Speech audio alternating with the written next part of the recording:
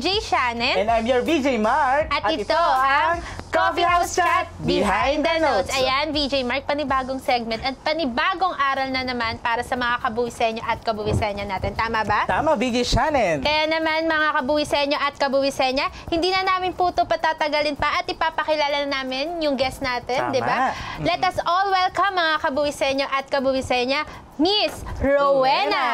Ayan. Thank you for having me here. Kamusta po kayo? Mabuti, I'm happy to be here. Ayan, so syempre, Miss Rowena, pakilala niyo po muna yung sarili niyo sa mga kabuwisenyo at kabuwisenya natin. At sino nga po ba si Miss Rowena? Hello, mga kabuwisenyo at kabuwisenya. Yes. I'm Rowena Sukalit. I'm a stay-at-home working mom. So I have two wonderful boys, Miguel and Paul.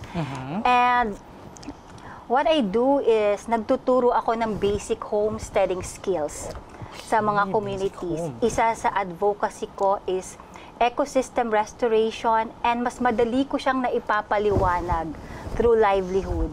Also circular economy, mas napapaliwanag ko siya na kailangan nagre-reuse, nagre-recycle tayo, zero waste, like for example, yung used cooking oil, sa iba, end of life na, lalo na sa mga probinsya. Pag ginamit ng paulit-ulit ang mantika after that, tinatapon na lang kung saan-saan dahil walang nagko-collect ng used cooking oil. So, ang ginagawa ko, pumupunta ako sa mga probinsya, nagtuturo ako kung paano gawin siya into another product, a high-value product actually. So, I teach them how to turn it into an all-around cleaning bar soap and all-around cleaning liquid soap. So para doon papasok talaga yung reuse, reduce, recycle na sinatawag nyo, no? Greenpreneur, kung tawagin po, di ba? Pero syempre, VJ Mark, mabalik tayo dun sa mom daw siya ng two boys. Hindi po ba naging mahirap? Kasi di ba po, syempre, minsan pag sinabi pong dalawang lalaki yung anak, di ba mahirap? Tama, VJ Shannon. Actually, at first, mahirap. So, ang nangyari din naman sa akin, dahil I've been a stay-at-home mom for over 20 years. Kaya yung mga skills na to natutunan ko, actually, mga gawaing bahay. For 20 years, na nasa bahay ka, mamamaster mo naman talaga lahat ng gawaing bahay. So, yung mga gawaing bahay, but I wanted everything from scratch. Like, halimbawa, taho, I can make taho from scratch. From soya beans, from so ganon. Like yung sabon, from mantika and all. It's really yung mga ancient way of doing things. I make my own butter, I make my own mga ganyang ice cream. So lahat ng mga gawaing bahay na somehow nakalimutan na ng mga tao, ayun yung ginawa ko for 20 years. Kasi nasa bahay na nga lang ako. Sabi ko dati, nasa bahay na nga lang ako. So kailangan yung masiserve ko sa pamilya ko is the best bread, the best whatever. Ang dala sa mga event kasi sa amin, uso sa Canada yung pag in-invite ka, may dala ka palagi na gano'n. So, kailangan the best pastry. So, I also go to school to attend a pastry class. Miss Rowena, ano po naging naging dedikasyon, inspirasyon nyo bilang maging isang greenpreneur po? I think I've always been masyado akong sabihin mo ng OA pero talagang ako na parang kailangan walang nasasayang because I grew up in an island sa Palawan. So kami, kapag walang barko at may bagyo, wala kaming supplies. So kung hindi kami marunong mag-preserve ng pagkain, like I teach canning, food preservation without refrigeration, kasi wala kaming kuryente. So, paano? So, kailangan kung ano yung meron kami, yun yung gagamitin namin, yun yung ma-preserve namin.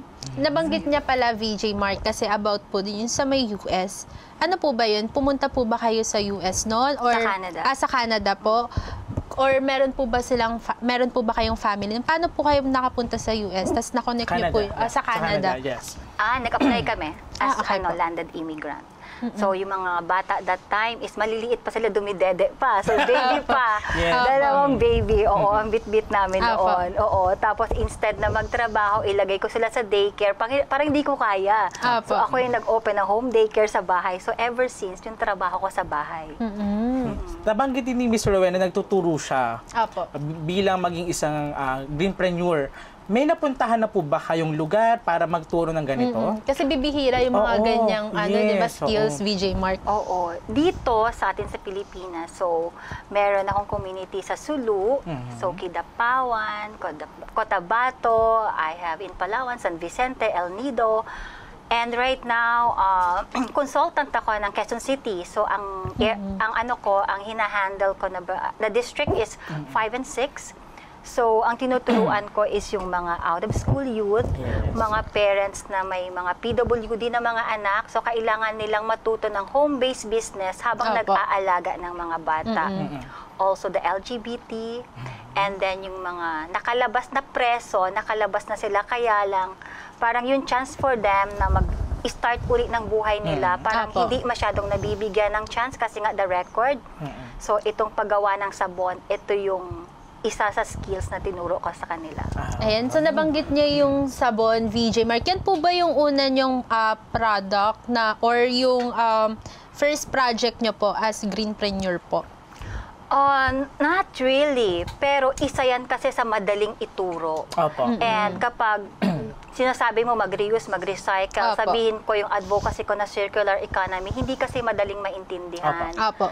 And then, ang food preservation without refrigeration is isa rin sa tinuturo ko. Yes. And also, green and solar energy is isa rin sa mga tinuturo ko. There was a time that I went to a school sa Laguna. So, nagturo ako sa mga bata, grade 7, how to cook using direct sun. So, Direct sun, wow. So, that's what I want to do also here sa sa mga, kung open ang ang Department of Education, kasi Science Month, October, right? Ayan, so Miss Rowena, bago po kasi tayo magsimula kanina, nababanggit niyo po sa amin ni VJ Mark yung magic bag, di ba VJ Mark? Kasi na-curious ako, sabi ko, ano bang meron sa magic bag, di ba? Tama, VJ Shannon. Sige. Okay, the magic bag. So, actually, it's a slow cooker that uses heat retention technology. Actually, hindi siya bagong technology, but then I improve it. Kaya nakunan ko siya ng utility patent. So, DOST, binigyan nila ako ng grant for technology validation. And I'm applying sa DOST uli para magkaroon siya ng grant for market validation. Market validation para maibenta ko na siya sa masa. So, what it does, dahil nga pangluto siya, is ang initial cooking mo sa stovetop. So, kung ang isang pagkain niluluto mo ng 1 oras using the stovetop, lulutuin mo lang siya ng 15 minutes. So, 25% ng cooking time. So, 75% ng cooking time inside the magic bag. So, nakaka-save tayo ng energy, ng electricity, ng gasol. Yes, sa mga probinsya naman, gamit na gamit din siya dahil sa halip na gumamit ng maraming uling, magputol ng maraming kahoy, ng bakawan, which is bawal, diba? So, napipreserve natin ang environment using the magic bag. Miss Rowena, kailan po kayo naging greenpreneur? Matagal na, I think. Parang ganun na siguro ako, simula't simula pa. Tapos ngayon lang parang mas nagkaroon na siya ng pangalan. Kasi before parang wala naman talaga siyang pangalan, di ba? Na parang greenpreneur ka o zero waste advocate ka. Pero parang before pa, kasi nga growing up sa probinsya, na kailangan mong pagtiyagaan kung ano yung meron. So yun. So parang like itong magic bag na parang you wanted to cook good meal for your family. Pero aaksayahin ko ba yung gasol ko? Kasi gusto kong magkaldereta. Diba? Dahil ilang oras. Ito hindi. And as a woman, it's empowering, lalo na for mommies, na sa halip na gigising ako ng ang aga-aga, magmamadali ako, gabi pa lang niluto ko na yung pagkain ng mga anak ko. Kinabukasan, I have time to have sit down with them, to have more time with them. Kasi pagbukas ko ng magic bag, mainit na mainit pa yung niluto ko kagabi. So, ganun din if you're a working mom, sa umaga pa lang, lutuin mo na yung pangkain nyo sa gabi. So, hindi ka nagmamadali na parang I have to cook for my family. Diba? Kasi alam mo, pag uwi mo, yung niluto mo kaninang umaga, mainit pa para sa hapunan yung pagpapamilya. So, yung product pala na yan, VJ Shannon, bagay na bagay sa ating mga kabuwisenyo at kabuwisenyo kabuwisenya na mga working mom, Opo. yung mga wala lang oras sa sarili o kaya doon sa mga anak niya. At least because of Magic Bag, magkakameron ka ng oras or time. Makabanding Tsaka sila, hindi, di ba? VJ Mark, marami kang magagawa kapag may Magic Bag ka. Kasi Makakasave hindi ka mo din, iisipin na, uy, magluluto pa pala ako mamaya, di ba? Pero dahil sa Magic Bag, mapapadali yung mga gawain mo. Tsaka syempre, napansin ko kasi, saan nga ba gawa ang Magic Oo. Bag? Di ba? Kasi di ba parang puro tela lang Tela, siya. oo. Saan po ba gawa ang Magic So, Bag? yung sa loob niya is really, hindi ko pwedeng sabihin. Aba, yes po. Yeah, but then, it is highly antibacterial. Opo. So, ayun yung iwas panis rin po siya. Yeah, so parang, at saka yung tela niya, matibay naman yan. So, it's Opo. really any tela na matibay. And then, you can wash it. And madali din siyang matuyo. Matuyo. Kasi ang nababasa lang yung tela niya. Yung loob niyan, hindi siya nababasa. Ay, ano? So, ayun siya. Ayan, so mga kabuwisenyo at kabuwisenyo, alam ko pong gusto nyo sa amin tanongin ngayon, paano ba gamitin ang Magic Bag? Yes, Diba? oo. Kaya naman mga kabuwisenyo at kabuwisenya, magbabalik po kami upang ipakita po natin sa inyo kung paano po gamitin ang Magic Bag at ano pa ba ang ibang benefits ng Magic Bag. Kaya naman mga kabuwisenyo at kabuwisenya, magko-coffee break po muna kami at magbabalik kami dito lang sa Coffee House Chat Behind the Notes. Ayan. Cash is fleeting, yet spending for experiences lasts a lifetime. We offer this assistance, ticketing, insurance, and accommodation for your personal and business needs. It was great, no glitches, just arrive tonight, our client said. So do you want to experience that vibe of fast and secure flight for you and your family? Book yours now with Fly Travel Express. Fly fast with delight.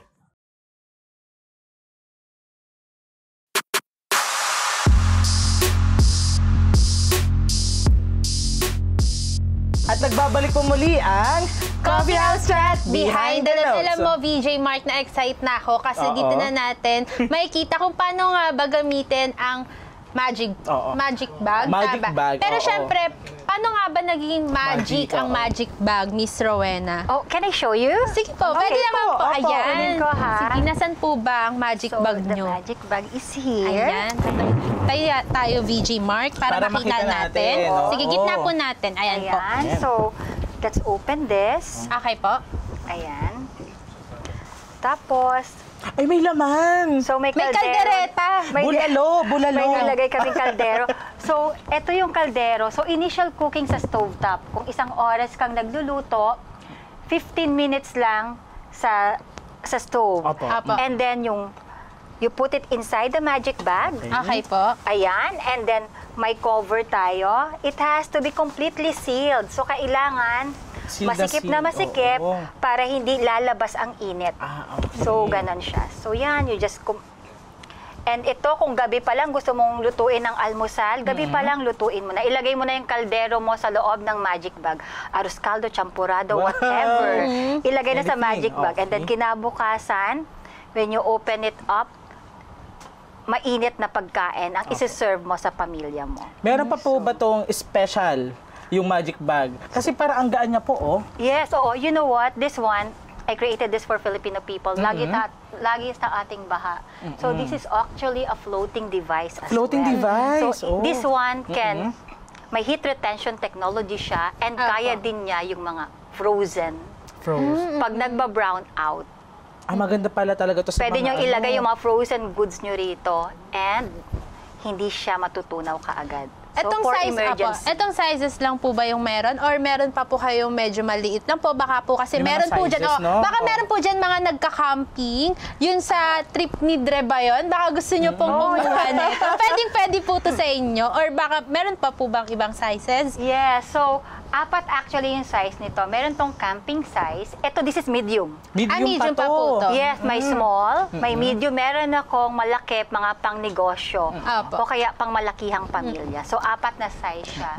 May pang camping, small, medium, and large. So, Okay this po. is medium. Bali po sa medium, ilan po yung pwedeng, kunwari po, 2 kaldero po ba yung pwedeng mailagay dyan? Or isang kaldero? Isang Isang kaldero kaldero lang. lang. So, kailangan talaga tama rin yung size ng kaldero mo. And then, kailangan yung laman ng kaldero mo, 3/4 or halos puno.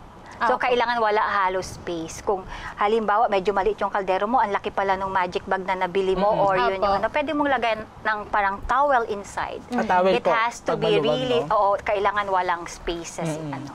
And then when you touch it, kailangan walang lumalabas na init. Ay, wow. Ayan. Ang ganda pala ng magic pag ni Miss Rowena. Bagay na bagay ito sa sinabi mo na camping. Sa mga magka-camping or kaya hindi lang sa camping, sa may mga datamaan ng kalamidad. Tama ka So dyan. walang kuryente. Walang, saka hindi na tayo nagma-microwave ng mga pagkain. Kasi Opo. di ba hindi maganda nga ang microwave sa atin, Yes, sa health opo. natin, di ba? So, instead of magma-microwave, yung mainit na pagkain, pag naluto na, pwede ring ilagay dito. And then Opo. after a few hours, mainit na mainit pa din. Alam Hindi mo, natin kailangan opo. mag-microwave. Alam mo, VJ Mark, dahil sa magic bag, mapapadali lahat no? Oo, tama, Diba? tama. Tsaka hindi, marami ka pwedeng magawa gaya nga ng sinasabi ko kanina, diba? Miss Rowena, nagkameron din po ba kayo ng problema bilang isang greenpreneur? Problema. I think, yung ano siguro, yung how to reach out sa mas maraming Opo. tao. So yun, na that's why I always try to connect with LGUs, Opo. other NGOs na Opo. may funding sila na para makapunta ako sa mga lugar nila para mas maturuan ko yung mga communities. So ngayon with my with Quezon City, actually yung mga tao din, yung mga bosses ko roon, parang even if it's hindi na, beyond may na ang Sierra Madre. Opo. Pero I will be in Sierra Madre sa March 17 para turuan yung mga kasama nating dumagat kung paano mag-preserve ng pagkain without refrigeration. So Opo. parang yung mga ani nila, kung minsan hindi mo madala dito, tapos nasasayang na lang, Opo. di ba itatapon na lang nila actually. I will teach them how to preserve it para sobrang dami ng ani, let's turn it into something na meron kayong kakainin o pwede nyong pang-benta later Opo. on. So, Ano po ba yun? Tribo? I think they are the IPs in Sierra Madre. Sila yung parang mga katutubo doon. Katutubo. Okay. Ay, maganda nga yung DJ Shannon doon. Alam mo, VJ Mark, kanina sinasabi din, yung napag-usapan din natin about NGO. Kasi syempre, di ba, baka nagtataka yung mga kabuwisenyo at kabuwisenya natin na kahit ba ganito yung business ko, Oo. kailangan ko bang magkaroon ng registration? Oo, tama. Kailangan ba? Kasi business pa rin yan, di ba? Tama, tama. Ayun po. Ano po ba yung meron dun sa NGO? So sa amin naman, dahil marami kami sa NGO namin, naka-registered siya sa SEC. Apo. Oo, and then ako naman, every time I teach, na parang ako lang, I go give classes, yung tax ko, automatic na bawas na yung yung fee ko. Okay. So na. And ito namang magic bag, dahil hindi pa nga siya into market, Opo. wala pa ako nakuha ang grant for market validation. So hindi pa naman talaga siya yung naka-register as a business na kaagad. Naka-registered siya, patented na siya. Pero yun. So, dyan din papasok sa ating mga kabuwisenya at kabuwisenya yung ano nga ba mas maganda? Sole prop na tinatawag or korporasyon? Para po sa mga kaalaman lang po ng mga kabuwisenyo at kabuwisenya natin, ang sole prop po kasi, ito po yung tin mo, kumbaga sa sarili mo po Oo. ito. Unlike po dun sa corp, Sa corp naman, yung ang pangalan ng iyong negosyo ay protektado din. Tapos, yung mga ownership, pwede mo siyang malipat. Oo, pwede siyang malipat. Unlike po kasi sa sole prop, Miss Rowena, sa'yo lang po yun. Kumbaga, mas marami pong pwedeng makuha kapag nag-sole prop I need ka. your help. Yes, kaya po sa XDT po I'm kasi happy to be here. ang XDT po nag-offer po Oo. ng ganyang services. At syempre kung gusto niyo po maraming matutunan, Miss Rowena, every Saturday po, 'di ba, VJ Mark, si Prof. Sai po nagkakaroon po siya ng discussion regarding po sa mga ganyan. Yun po yung tinatawag na CTC. Yes, tama ba, VJ Mark? VJ Shannon. Ano pa po ibang produkto bukod sa magic bag ang meron kayo? Kasi 'di ba yung sa Palawan, taga-Palawan, taga-Palawan siya. Baka meron siya. pa po kayong ibang products po. So yung product na very recently, just like December lang bago mag-Christmas. So sa kakapaliwanag ko nga sa mga kaibigan ko, sa mga organization ko, this is what I do, this is what I teach, kung Apo. paano mag-reuse, recycle. So I bring products na ginawa ko. And then, Yes. bumili sila. So sabi ko, this is something that I wanted to start na rin. Kasi paano, it's a good thing na meron kang pinagkakakitaan. So I can go and reach out and help more people. Kung Apo. financially, I'm capable to do it. Yes, tama po. So, I have the toilet bombs now. I have the eraser bar. I Eraser have bar. Yes. Oo. Ano po yung eraser bar? It's para siyang solid version ng, di ba may bleach tayo, Clorox na ganon. Pero ito naman 100% plant-based and 20% made of reusable oil. Sustainable oil yung gamit na. Apo. And then, ano mo lang siya sa mga stains for spot cleaning. And then you brush it, you wipe it, and stain is gone. Ay, wow, ang galing. Yes, Gusto ko yun. Parang lahat yata kay Miss Rowena magic. Kaya nga, May diba? magic hand po ba kayo? Oo, kasi nga, di ba, nanay, Yes, stay at home mom tama. for over 20 years. So, yan, yung mga problema ng nanay, I think, ayan yung nagawan ko ng solusyon. Oo, so yan. So, para kasi may narinig ako kanina, VJ Shannon, yung sa, tawag dito, yung sa panghugas ng mga plato. Yes. Ano pong tawag doon? So, dishwashing block. Opo. So, ito 100% made of used cooking oil. Ito yung mga tinuturo ko sa communities na parang sa mga farmer naman, kung gusto nyo may konting amoy, may tanglad kayo dyan. Okay, let's infuse the used cooking oil with tanglad. Let's infuse it with charcoal. So, Opo. it's very good for for heavy degreasing. So, maganda siyang panghugas ng dishes. It's all natural. So, kahit na dilig mo ng halaman, yung Pwede. pinagsabunan Apo, mo, hindi pwede. mamamatay ang halaman. Actually, it fixed the ecosystem ng soil and pH level ng soil. Ay, ang galing. So usually, Opo. with so much input sa soil, ang dami-daming nilalagay ng mga kung ano-anong Yes, synthetic opo. things and Toxic na yung magiging lupa natin. Yes, very acidic the soil. But then, pag pinandilig mo, kahit yung pinagsabunan mo, it actually fixed the pH level ng soil. Alam mo, VJ Mark, akala ko yung mga used oil natin, pwede nang itapon. Oo. Yun pala hindi. Dito sa segment na to, marami tayong natutunan kung paano ba tayo magiging matipid. Tama ba? Greenpreneur talaga. Reuse, reduce, recycle. With the help of Miss Rowena. Ayan. Sige, VJ Mark. So, ano po yung nagustuhan nyo bilang isang greenpreneur? Opo. I think it's really, I like educating people. I like helping people. Na parang when I go to one place, I look kung ano yung meron sila na pwedeng gamitin. So, ayun yung ayun yung gusto ko palaging hindi ako yung parang magdadala ako ng maraming gamit or Apo. I go and look at their place. Ano bang pwedeng pagkakitaan dito? Ano ba yung pwede nyong gawin? Ano bang product ang meron kayo? Ano ba yung pwedeng idilata dito sa inyo? Apo. So, ayun. Ayan, ang ganda ng mga sinabi ni Miss Rowena. Alam kong marami tayong gusto pang itanong, Tama. VJ Mark, pero onti na lang kasi yung oras natin, tama ba? Kaya naman po, sa mga kabuwisenyo at kabuwisenya, magko-coffee break lang po muna kami. At alam ko pong marami po kayong gustong itanong kung saan po pa pwedeng makontak si Miss Yes. Rowena or tulungan po kayo sa mga bagay na gusto nyo pong mapadali. Tama ba, VJ Mark? Tama. Kaya naman sa mga kabuwisenyo at kabuwisenya, magbabalik po kami dito lamang po sa Coffee House Chat Behind the Notes. Magka-coffee break lamang po kami. Diyan lang po ulit kayo. Yeah, thank you so much. Thank you so much, Miss Galing. Rowena. Ang ganda ng mga ginagawa niyo. Thank mga you very product. much.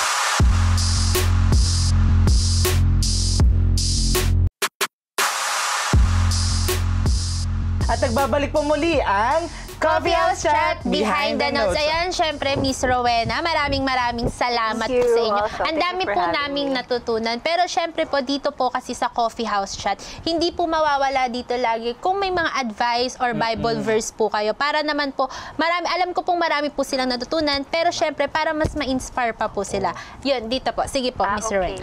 Ako, I think yung Bible verse ko, simula't simula pa. So, it's Proverbs 3, 5, and 6. So, trust in the Lord with all your heart and lean not on your own understanding. In all your ways, acknowledge Him and He shall direct your path. So, ito yung gusto kong i-share sa inyo. Ito rin yung parang maliit pa yung mga anak ko, pinapakabisado ko na tong Bible verse na ito. So, yun. Ang ganda na VJ Mark. Tama. Pero syempre, Miss Rowena, saan po ba nila kayo pwede makontak or Yes. matawagan? Lalo na kung mga kailangan nga nila ng tulong, gaya nga ng sinabi ko po kanina. Kasi So, for sure, merong mga mga magka-camping na yan. So, lalo na summer na ngayon, di ba? Yeah. So, Meron akong Facebook page. Actually, kagagawa ko pa lang. Apo. It's Livelihood for Everyone. Yung one na Live. JUAN. okay. So, Livelihood Okay. for Everyone. So, doon. They can message me there. Yung contact number nyo po, baka meron din po kayo. Yes, they can contact me at 0916-777-8031. Ayan. So maraming salamat Thank you po, so much, Miss Miss Rowena. Rowena. Ang dami natin natutunan, Tama. VJ Mark, di ba? Kumbaga, itong segment na to, tipid tips ang Tipid tips, sinasabi dito. Greenpreneur ka talaga. Reuse, recycle. Ayan, so sa mga kabuwisenyo at kabuwisenyo natin dyan, syempre, wag nyo po kami laging kakalimutan i-follow, i-like, i-subscribe sa Facebook, sa YouTube, at saka syempre, VJ Mark, hindi lamang po to sa social media, marami din po tayong channels, at syempre, Mapapanood, no? yes, Tama. at saka syempre, lagi nyo po kaming aabangan dito lamang po sa TV Maria.